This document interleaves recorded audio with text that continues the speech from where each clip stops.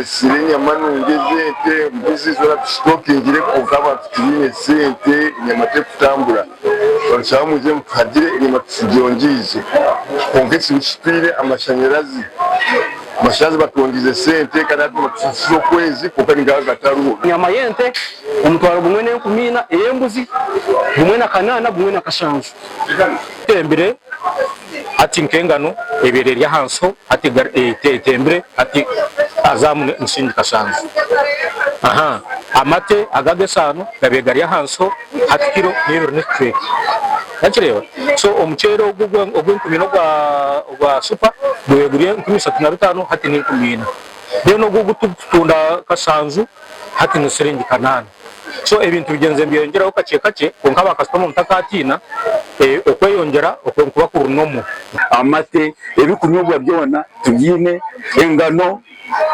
ibintu byona actually kurebe kiri kutamba buri yomwe na yeguza ngo abireho cyo kikureke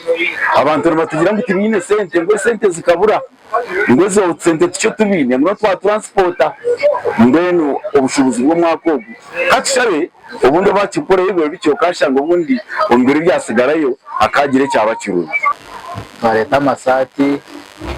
fashare day Christmas bonanza sati y'emitwari 10 n'abasadi 8 jini z'emitwari 10 n'abasfunara mushanju aro discount y'amani amasuta ga miliyoni emwe n'ekicweka shara h'emitwari 20 n'amakumi mu gitwara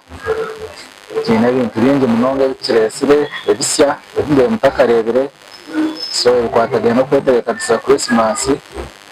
abantu mwizere kimwe mu shopping bitubresero mbingi t-shirts aho kwenda kuzara kazo kaki trousers zino mbingi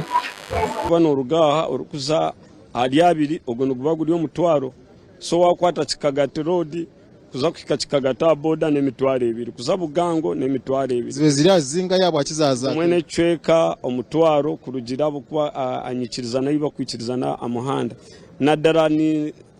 ngambira abasabaza kanta karugirambeho abasabaze tuka introducing awe kikweta receipts tax nko kumwabiro ankabinje traveling kuruga Kampala be need receipts kandi receipts seasons